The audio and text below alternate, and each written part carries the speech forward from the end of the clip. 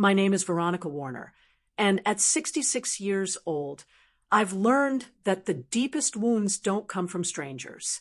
They come from the hands of the people you raised, the people you trusted most.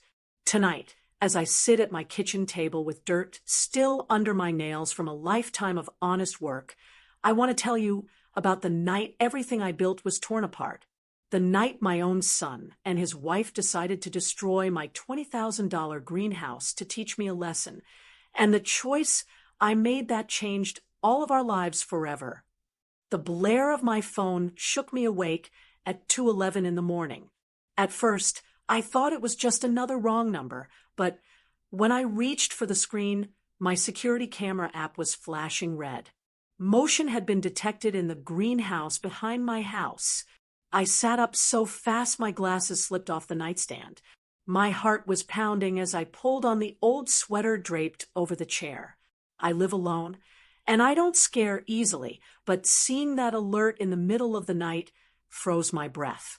I tapped the app and saw shadows moving inside the glass walls of the greenhouse I had built with my own two hands. I didn't even stop to lace my shoes.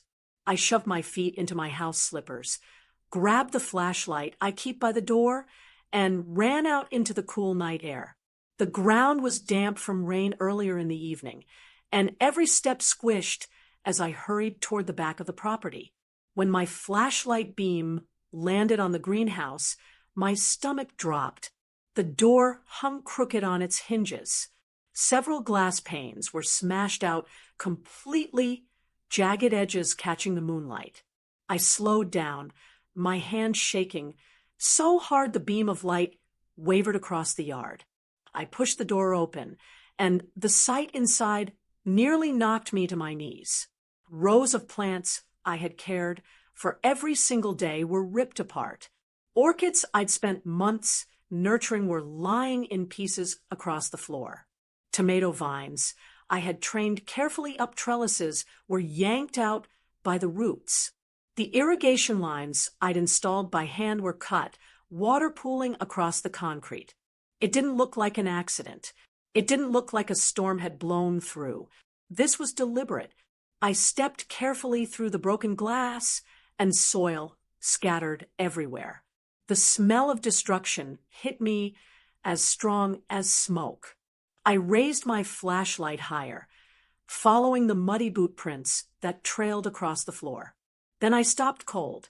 On the workbench near the back wall sat the small camera system I had installed last year. Still recording.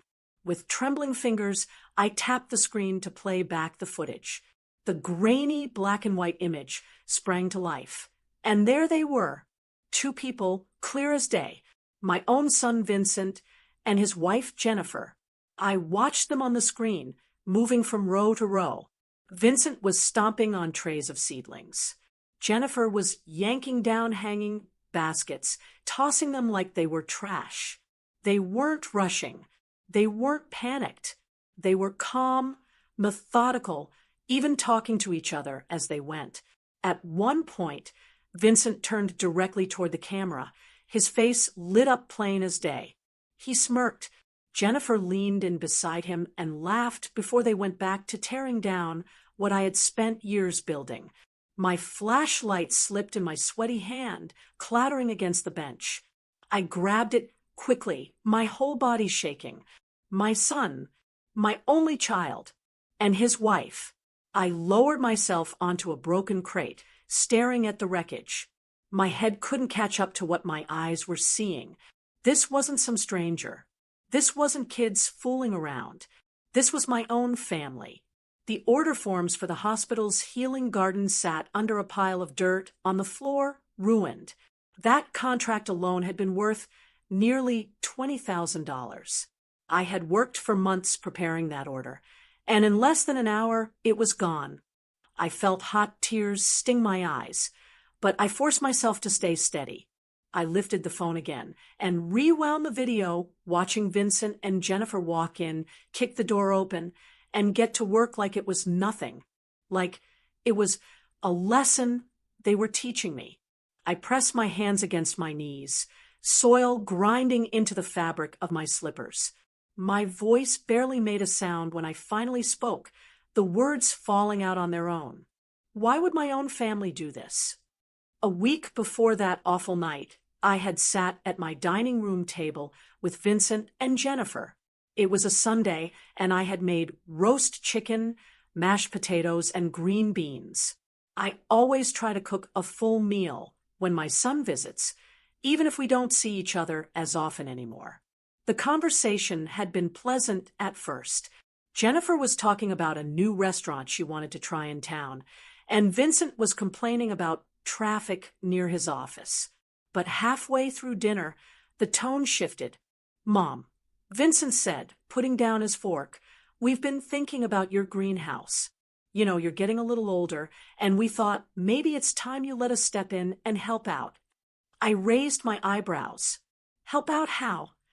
Jennifer leaned forward, smiling like it was already decided. "We could manage the orders with you. Expand things. Maybe turn it into more of a family business. It could bring an income for us, too."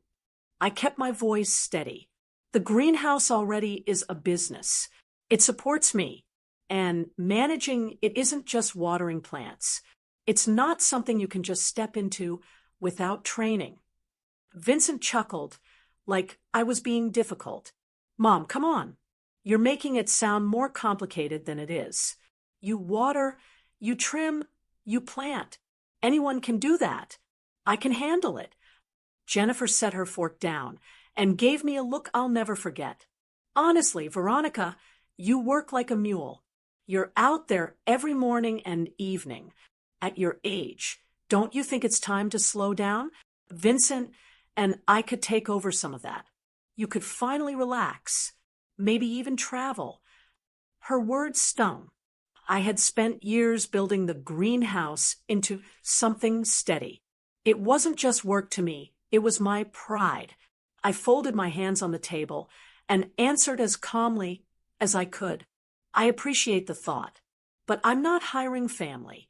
I've learned it doesn't mix well. I need people with experience. The hospital order I'm working on is worth $20,000. If anything goes wrong, it could ruin everything." Vincent's jaw tightened. "So, you don't trust us?" "It's not about trust," I said, choosing my words carefully. "It's about skills. I can't risk contracts on someone learning as they go. If I lose clients, I lose the business. It's that simple." The air in the room changed. Jennifer leaned back in her chair, arms crossed, her smile gone. "I don't get it. You'd rather keep running yourself ragged than let your own family share in what you've built? That doesn't sound fair." I sipped my water to keep from snapping back. What I've built is the result of decades of saving, planning, and working long hours. I can't just hand it over. Vincent pushed his plate away, his face red. "You always talk about sacrifice, about how much you worked. Don't you think you owe me something after everything Dad and you did for me growing up? You could at least give me a chance here. Just one chance." I looked him straight in the eye. "I don't owe you the greenhouse. Vincent, you're an adult. You and Jennifer are capable of building something of your own. That's what I did. I worked for what I have. So can you." The silence that followed was heavy. Jennifer's lips pressed tight, and Vincent leaned back, shaking his head. He muttered, "Unbelievable," under his breath. I tried to steer the conversation back to lighter topics, asking about their week and mentioning a neighbor's new baby, but the warmth was gone. Jennifer barely spoke. Vincent answered with short words, his eyes glued to his phone. By the time dessert was on the table, the atmosphere was cold. I boxed up leftovers and handed them over, but neither of them said thank you. They just took the bags and left. As I closed the door behind them, a knot formed in my stomach. It was the kind of silence that doesn't just end when the plates are cleared. It lingered like a warning. At the time, I brushed it off as hurt feelings. Maybe I'd been too firm. Maybe I could have softened my words. But deep down, I knew the truth. Vincent wasn't asking. He was demanding. And Jennifer wasn't supporting me. She was mocking me. That dinner was the first crack I noticed, but I had no idea just how wide it would split open. The week after that tense Sunday dinner, the distance between us grew wider. Vincent's text messages started coming more often, and they carried a sharp edge. At first, they were disguised as jokes, sarcasm tucked into short sentences. Guess money means more than your own, son. Don't worry, Mom. We wouldn't want to ruin your precious plants. I didn't respond. I told myself he was upset and needed time to cool off. But the texts didn't stop. Each day, they got meaner. You always thought you were better than us. Family's supposed to help each other. Guess that doesn't apply to you. Hope those flowers keep you company when you're old and alone. I stared at the words on my phone late at night, feeling a heaviness in my chest. Vincent wasn't 12. He was a grown man in his 30s, married, with responsibilities. Yet, he was speaking to me like a teenager throwing a tantrum. Then Jennifer joined in, not through texts, but on Facebook. I don't spend much time online, but a neighbor mentioned seeing her posts. When I looked for myself, there they were. Some people care more about plants than people. Imagine working yourself sick just to prove a point. Sad, really? Family businesses should be about family, not control. She never used my name, but everyone in our circle knew who she was talking about. Old friends from church, neighbors, even customers from the farmer's market could see it. It hurt, but I made a choice. I didn't respond to a single word. I poured myself into the hospital contract instead. That order was important, not just for the money, but for what it stood for. A healing garden at the community hospital would help patients and their families find peace. The thought of being part of that gave me energy. I worked long hours, starting before the sun came up and finishing after dark. I mixed soil, pruned seedlings, checked irrigation lines, and kept detailed notes. My hands ached, but I didn't mind. Every task brought me closer to delivering something I could be proud of. Still, Vincent and Jennifer lingered in the back of my mind. Their words buzzed like a mosquito you can't swat away. Then one night, as I was cleaning up my tools, I checked my voicemail. My heart sank when I heard his voice. Mom. Vincent slurred, his words dragging. You think you can just shut me out? You'll see what happens when you shut us out. You'll see. I sat at my kitchen table long after the message ended, staring at the wall. I knew he had been drinking. I recognized the tone. But even if he hadn't meant it, literally, it was still a threat. I replayed it once, just to be sure I hadn't imagined it. No, it was clear. My son was angry, drunk, and speaking with spite. I saved the message, but I didn't call him back. I didn't call Jennifer either. What could I say? Every word would turn into another fight. Instead, I focused harder on my work. I told myself Vincent was blowing off steam, that he'd regret those words in the morning.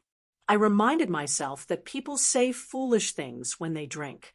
But late at night, as I walked from the house to the greenhouse to check the temperature controls, I found myself glancing over my shoulder. I caught myself double-checking the locks on the doors. Something deep in my chest told me I should take his warning seriously, but I never imagined he and Jennifer would actually follow through. At that moment, I thought the worst I would face was more hurtful texts or another cold family dinner. I had no idea that within days I would be standing in the wreckage of my greenhouse, asking myself why my own child would choose destruction over love. No one should live with that kind of fear from their own child. If you believe that too, hit subscribe. And if you don't, comment why you think a mother should stay silent after hearing a threat like that. Back in the greenhouse that night, I forced myself to keep moving even though my knees felt weak. My hands shook, but I knew I needed proof. I pulled my phone from my pocket and started taking photos. every broken orchid, every pulled-up vine, every cut irrigation line. I captured it all. I crouched down to take close shots of the muddy boot prints and the shattered glass scattered across the floor. I even filmed a short video walking the length of the greenhouse, narrating what had been destroyed. When I finished, I pulled out the folder of receipts I kept in the office drawer. It had copies of all my supply purchases for the hospital contract. I laid the papers on a dry section of the bench and took pictures of them next to the destroyed plants. I knew I had to tie the damage to real numbers. Finally, I took a deep breath and dialed 911. My voice shook when I spoke, but I made sure my words were clear. This is Veronica Warner. I'd like to report vandalism and destruction of property. I have video footage of the people responsible. It was my son and his wife. The words felt heavy coming out of my mouth, but once they were spoken, I couldn't take them back. The police arrived about 20 minutes later. Their flashlights swept across the wreckage as they asked me to replay the camera footage. I stood there with my arms crossed, watching their expressions shift from curiosity to disbelief. Vincent's face filled the screen. Jennifer appeared right behind him. The smirk on his face said everything. One officer looked at me and asked quietly, "This is your son?" "Yes," I answered. "And that's my daughter-in-law." They didn't question me further. They noted the timestamps, logged the evidence, and assured me it would be enough to file charges.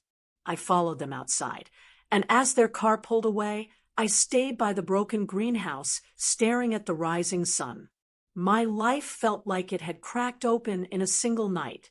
The next day, after filing the official report at the station, I sat in my car in the parking lot for a long time. I held the copy of the police report in my lap, my fingers tracing the bold black letters of my own son's name. I drove to Vincent's house anyway. I told myself it was to face him directly, to give him one chance to explain before the process moved forward. When I pulled into their driveway, Jennifer was standing on the porch in a robe, sipping coffee. She looked surprised to see me, but not embarrassed. Vincent came out behind her, rubbing his eyes like I had woken him up too early. I stepped out holding the folder. "We need to talk." Jennifer raised an eyebrow. "About what?" "The greenhouse," I said firmly. "I have the police report. I have the footage. I saw both of you." For a second, Vincent froze. Then he let out a short laugh. "Mom, come on. You're not really going to press charges against your own family, are you?" Jennifer smirked beside him. "It was just a prank. Veronica, you take that greenhouse too seriously. Maybe now you'll see what we mean about letting us help." I stared at them, unable to believe what I was hearing. A prank? $20,000 worth of plants destroyed. Months of work gone. Do you really think this is funny? Vincent shrugged, leaning against the railing. "Insurance will cover it. You'll be fine. You always are. But family? Family doesn't drag family into court. You need to let this go." My throat tightened. I wanted to scream at him, shake him, ask how he could do this. But all that came out was a whisper. "You're not sorry." He crossed his arms, his eyes cold. "There's nothing to be sorry for. You wouldn't listen, Mom. You shut us out. We had to get your attention, somehow." Jennifer nodded in agreement. "Exactly. You should be thanking us for showing you how fragile that little setup really is." I stood there, my fingers gripping the folder, so tightly the edges bent. I had come hoping to see even a hint of regret. Instead, I was staring at arrogance. Without another word, I turned, walked back to my car, and slid behind the wheel. My heart felt heavier than it ever had. I wasn't just losing plants or money. I was losing the son I thought I knew. As I pulled out of the driveway, I could still hear Jennifer's voice behind me, sharp and mocking. "She won't go through with it. She's too soft." They were wrong. I drove away knowing I had no choice. If they felt no remorse, then consequences were the only language left. Driving away from Vincent and Jennifer's house that morning, I couldn't stop thinking about how I had gotten here. Not just to this moment of betrayal, but to the life I had built with my own two hands. I spent more than 30 years as a dental hygienist. It was steady work, and I was grateful for it, but the hours were long. My back hurt from bending over patients all day, and my hands ached from holding tools.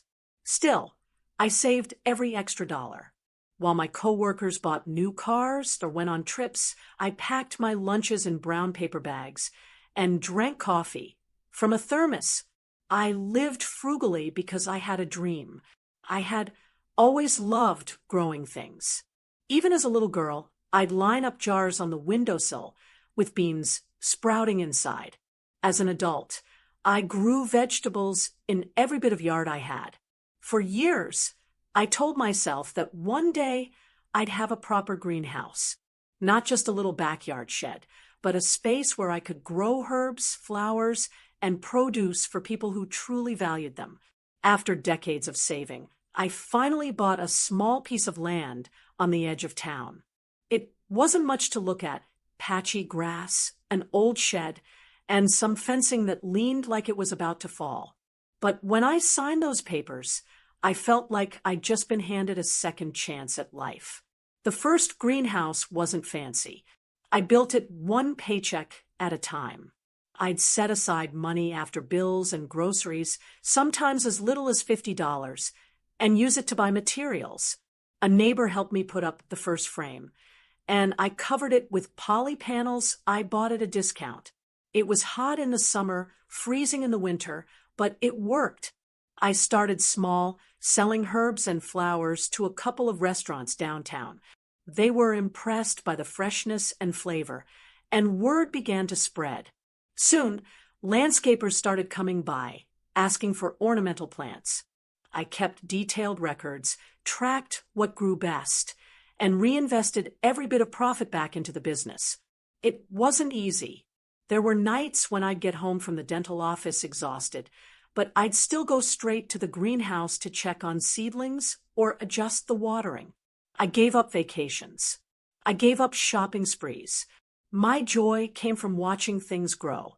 Meanwhile, Vincent's life had been very different. His father, my late husband, bought him his first truck when he was 16. Bright red, shiny, and brand new. He didn't have to save a dime for it. Jennifer's parents paid for most of their wedding and even helped them with the down payment for their house. I don't begrudge parents wanting to help their children, but the difference between Vincent's path and mine was clear. He was handed what I had to work years for. I remember one evening when I was still building the second greenhouse, Vincent stopped by. He leaned against the doorframe, looked around at the trays of seedlings, and shook his head. "Mom, this is just a hobby. You can't expect to make a real living out of this." Those words stuck with me. To him, it was just plants in pots. To me, it was sweat, sacrifice, and persistence. I didn't argue. I just kept working. The truth is, my greenhouse wasn't a hobby. It was my retirement plan, my independence, and my passion rolled into one. While Vincent and Jennifer went on trips, upgraded their kitchen, and posted photos of their new furniture online, I was buying irrigation equipment and bulk soil. Sometimes, when I crawled into bed with dirt still under my fingernails, I wondered if I was missing out.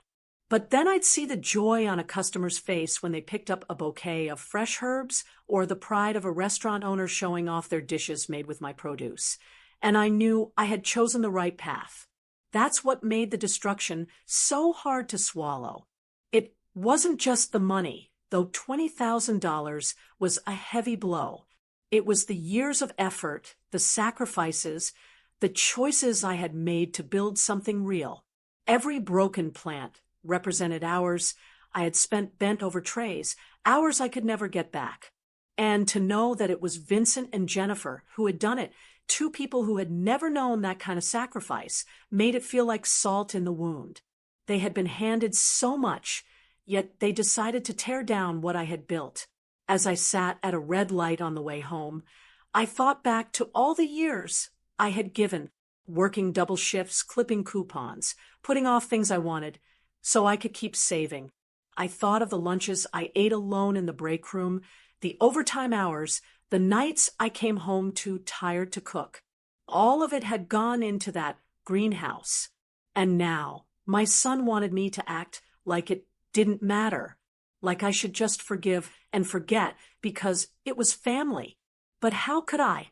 I knew in that moment as I pulled into my driveway and looked at the broken glass glinting in the sunlight that this wasn't just about plants. It was about respect. And if my own child couldn't respect me, then it was time for me to draw a line. By the next morning, word had already spread. Police cars parked at your house in the middle of the night don't go unnoticed, especially in a town our size. Neighbors who drove by slowed down, their faces pressed against their windows. A few even stopped at the end of the driveway, pretending to check their mail, but really looking at the broken glass that still clung to the greenhouse frame. I thought I'd be met with pity, maybe whispers behind my back. What I didn't expect was support. The first person who showed up was Carla, a friend I'd known since my early days at the dental office. She pulled into my driveway just after sunrise, carrying 2 steaming cups of coffee and a pair of gardening gloves. "I saw the lights last night," she said, handing me the coffee. "I figured you might need an extra set of hands." Her voice was calm, but I could see her eyes widen as she looked inside the greenhouse. Soil and broken pots covered the floor, trays flipped upside down, seedlings flattened. Carla didn't say a word about the mess. She just pulled on her gloves and got to work, helping me separate what little could be saved from what was beyond hope. As we worked side by side, she told me stories to fill the silence, about her grandkids, about her dog chewing up the couch. It was her way of keeping me grounded, and I was grateful. Later that morning, my phone buzzed. It was Paul, the owner of one of the restaurants I supply. His voice was steady, not panicked like I feared. "Veronica, I heard what happened. Don't you worry about our order. Take your time. We'll wait for your next crop.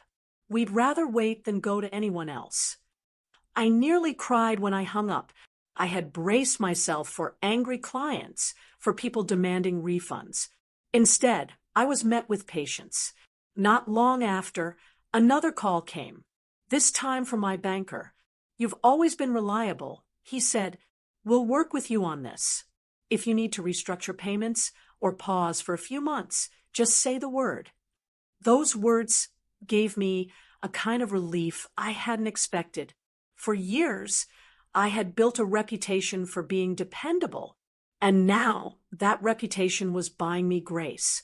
By midday, a few more cars rolled up. A couple of neighbors I hadn't spoken to in years stepped out, each carrying something, trash bags, rakes, even a wheelbarrow. One said, "We saw what happened on Facebook. Figured you might need some help." We spent the rest of the day cleaning up what we could. It wasn't pretty, but with every shard of glass swept up and every pot lifted off the ground, the heaviness in my chest eased a little. But while my community was stepping in to lift me up, Vincent and Jennifer were busy online tearing me down.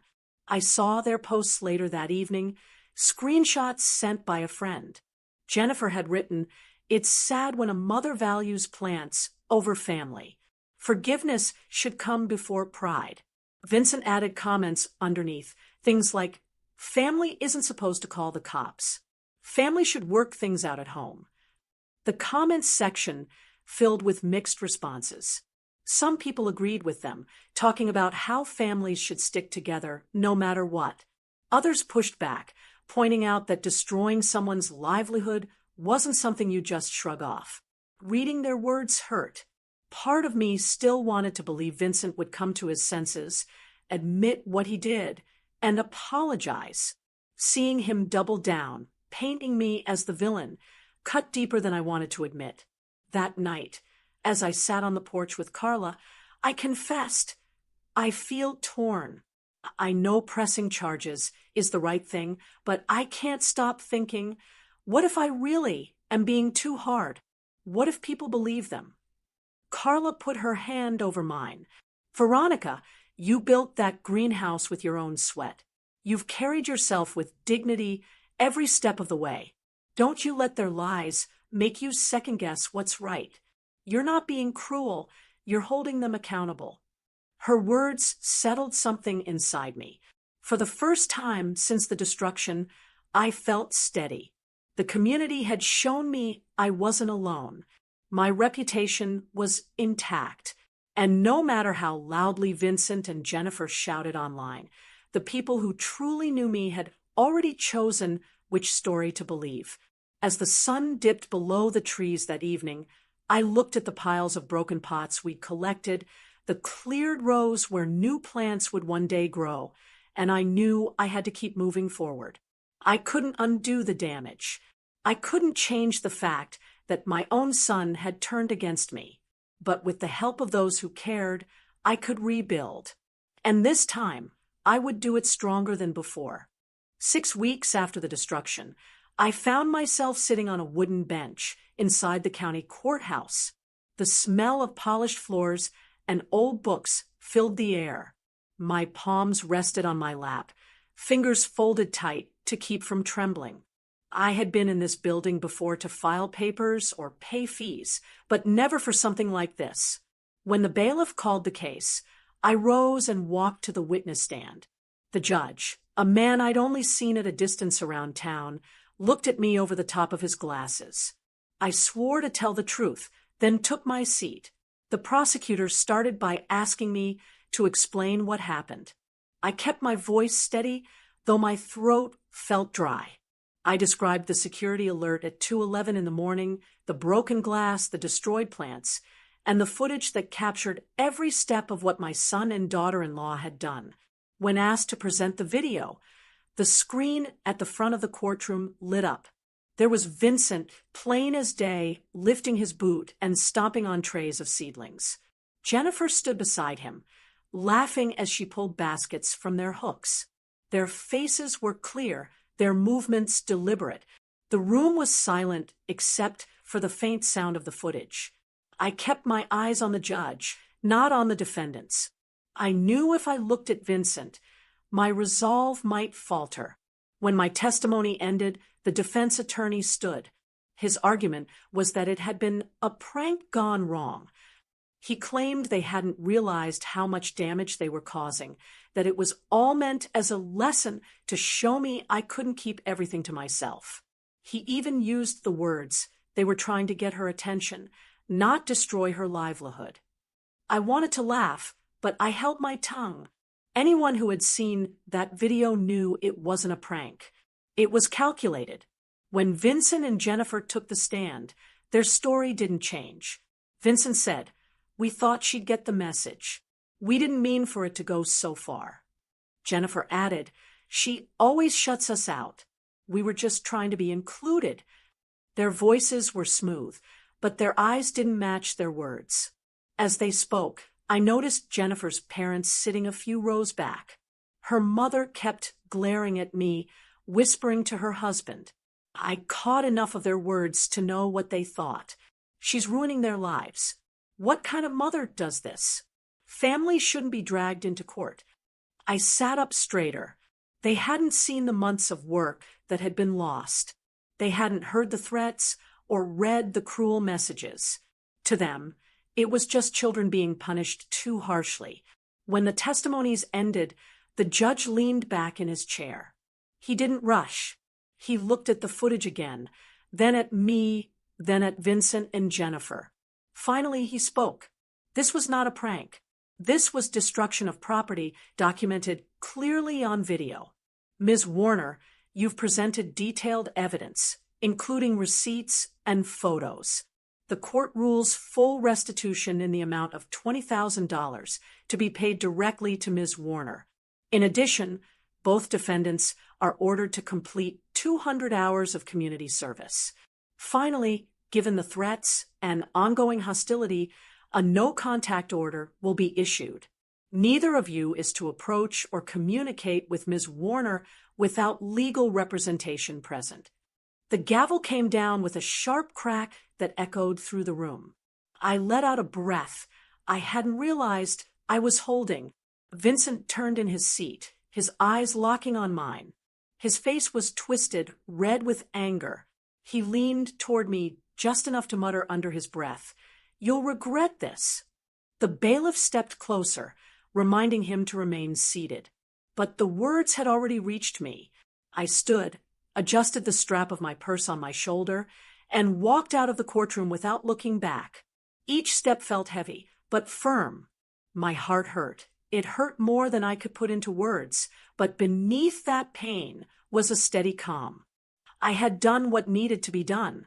Outside, the sunlight was almost blinding after the dim courtroom. I paused at the top of the courthouse steps, closed my eyes for a moment, and breathed. Behind me, I could hear the shuffle of people leaving, murmurs of voices, the sound of Jennifer's parents still complaining. I didn't care. For the first time in weeks, I felt something close to peace. My greenhouse was still broken, my family fractured beyond repair, but I had stood my ground. I hadn't let fear or guilt silence me. And as I walked down those courthouse steps, one thought carried me forward. I had chosen respect for myself over blind loyalty to people who didn't deserve it. If you can't respect a woman who finally chose herself, just go to the comments and admit why. But if you do respect that choice, then like, share, and subscribe so more people hear it. Several months passed after the court ruling. My greenhouse was slowly being rebuilt, and I had thrown myself into the work. I was busy ordering new supplies, tending to the few plants I had salvaged, and planning how to come back stronger. Life wasn't easy, but it was moving forward. Then one afternoon, an envelope arrived in my mailbox. Inside was a handwritten note from my sister-in-law inviting me to a family dinner at my parents' old house. The note said it was time to heal, time to talk things through. For a long while I sat at my kitchen table staring at it, unsure what to do. Part of me wanted to crumple it up and throw it away. I didn't trust what family dinner meant anymore. But another part of me thought maybe, just maybe, they were ready to take responsibility. I called Carla that evening. "I don't know if I should go," I admitted. She didn't hesitate. "If you go, you're not going alone. I'll come with you. If they're serious about talking, they'll have to see you're not standing by yourself anymore." Her words gave me courage. The night of the dinner, we pulled up together. The house looked just like it always had, porch light glowing, curtains drawn neatly, flower beds trimmed. It was almost too normal, as if nothing had happened. Inside, the dining table was set with china and crystal glasses. My sister-in-law greeted me with a practiced smile, pulling me into a stiff hug. My father tried to act cheerful, calling me sweetheart, like he hadn't in years. But the moment I stepped farther into the room, my stomach dropped. There, already seated at the table, were Vincent and Jennifer. Carla's hand touched my elbow, grounding me. I looked directly at my sister-in-law. "You invited them?" She nodded nervously. We thought it was time for everyone to sit down together, to put this behind us. I shook my head slowly. They're not supposed to be within 500 feet of me. There's a restraining order in place. My father cleared his throat. "Honey, come on. We're family. Court orders don't erase that. Just sit, have dinner, and let's talk like adults." I didn't sit. Instead, I remained standing, my arms crossed. Vincent smirked, leaning back in his chair as though none of this touched him. Jennifer stayed quiet, but her eyes followed every move I made. "Forgive and forget," my father said again, softer this time. "We'll cover whatever the insurance didn't. We'll help you rebuild. But let's not destroy the family over this." My mother's voice cracked. "He's your son, Veronica. He made a mistake. Don't punish him forever. I opened my bag, pulled out an envelope, and laid several photographs on the table. Is this what you call a mistake? The pictures showed Vincent's truck parked across the street from my house late at night, more than once. Another photo showed Jennifer driving slowly past the greenhouse. Alongside the photos were printouts of the fake one-star reviews posted about my business, traced back to their circle of friends. These aren't accidents, I said evenly. This is harassment, even after the court ruling. Silence filled the room. Carla spoke for the first time. Veronica has been rebuilding with dignity. She has community support, and while she's working, they're still trying to tear her down. That isn't a mistake, it's a choice. Vincent's face reddened. He pushed back from the table. You're so self-righteous, Mom. Always acting like you're better than us. All this over some plants. You've ruined your own family. I met his glare calmly. I didn't ruin anything. You did that when you destroyed what I built and refused to take responsibility. Jennifer finally spoke, her voice sharp. You'd rather have strangers in your corner than your own family. That's sad. I picked up the photographs, slid them back into my envelope, and stood straighter. Forgiveness doesn't erase consequences. And love doesn't mean letting people walk all over you. I'm not here to make you feel better about what you did. I'm here to make it clear I will not back down. My father tried again. Please, honey, don't leave like this. We can write a check. We can fix this. I shook my head. This was never about money. It's about respect. And until you all understand that, there's nothing to fix. Without another word, I turned and walked toward the door. Carla was right behind me, her presence a steady shield. As I stepped outside, I felt the cool night air hit my face. Behind me, voices rose, my mother crying, my father calling my name, Vincent muttering under his breath. I didn't look back. Walking to the car, I felt lighter. For the first time, I realized leaving that house didn't mean losing myself. It meant choosing peace over chaos, boundaries over guilt. I slid into the driver's seat, Carla beside me. She looked at me and asked quietly, "You okay?" I nodded. Yes, more than I've been in a long time.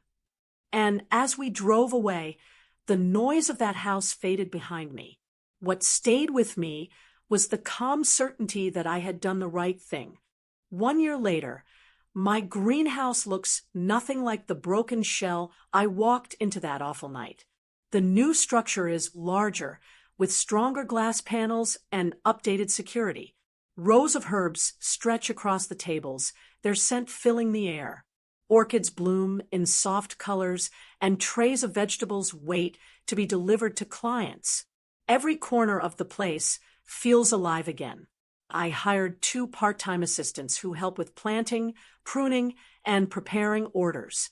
At first, it felt strange to let others handle the work I had always done myself. But I realized letting people I trust share the load doesn't weaken the dream, it strengthens it. Together, we've been able to take on larger contracts than I ever thought possible. The hospital healing garden that was ruined by Vincent and Jennifer is now thriving. Patients and their families walk through rows of flowers and herbs, finding comfort in the same plants I once thought were lost forever.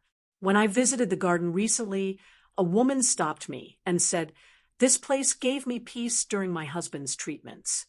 Her words reminded me exactly why I started this journey in the first place. Business has grown, too. Local restaurants doubled their orders after hearing about how the community stood by me. Landscapers who had never called before now ask for custom arrangements. My banker even told me that my account has become one of the most reliable in their small branch. It hasn't just been about the greenhouse, though. My personal life has changed as well. Carla, the friend who stood by me, remains a constant support. And Michael, a retired landscaper who first came by to help rebuild, has become someone I share dinners and long talks with. I don't know where that road will lead, but I'm grateful for the companionship. As for Vincent and Jennifer, they have kept their distance since the restraining order.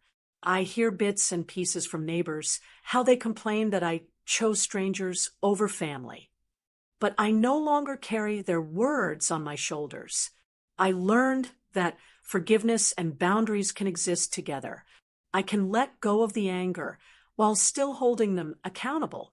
My parents haven't changed much. They still hope I'll make peace someday, but our conversations are short and careful. I don't argue anymore. I let them say what they need to, and then I move on. My peace no longer depends on their approval. The truth is, family isn't just about blood. Family is about respect, honesty, and support. I have found that in my community, my friends, my clients, and the people who show up when it matters, that's the family I choose to stand with. Sometimes, when I'm watering the plants in the quiet of early morning, I think back to everything that happened. The broken glass, the court dates, the dinner ambush. It still hurts, but I don't let it define me. Instead, I let it remind me of how far I've come. Now, as I stand in this greenhouse filled with new life, I ask myself, what do we owe to people who hurt us? Do we owe them forgiveness without change? Or do we owe ourselves the strength to say enough? For me, the answer became clear. Forgiveness doesn't erase consequences. Respect is more important than blind loyalty. And peace is worth more than keeping the wrong people close. I'll end with this. If your own child or family member destroyed your life's work and then asked you to forgive them without accountability, what would you do? Would you forgive and forget? Or would you hold them responsible, even if it meant standing alone? I want to hear your thoughts. Share them in the comments below. And if this story touched you in any way, please don't forget to like, share, and subscribe to the channel. Your support helps me keep sharing these stories with you. Thank you for listening.